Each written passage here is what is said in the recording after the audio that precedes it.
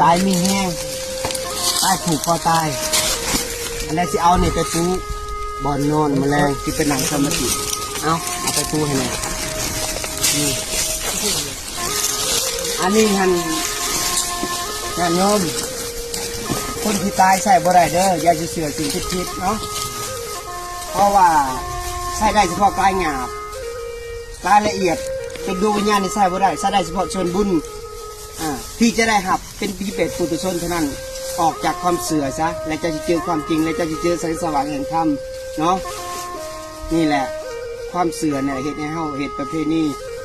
ลงไหลในอวิชชาเหตุให้เฮาบ่เจอความจริงเพราะฉะนั้นเฮาเปิดจิตเปิดใจยอมรับความจริงซะว่าสิ่งนี้หับบ่ได้เนาะหับได้เฉพาะเอาไปเปลี่ยนเป็นโภคทรัพย์และเปลี่ยนเป็นอริยทรัพย์นั่นจะหับได้ส่วนบุญเฉพาะพี่เป็ดปุถุชนเท่านั้นญาติโยมเนาะสาธุ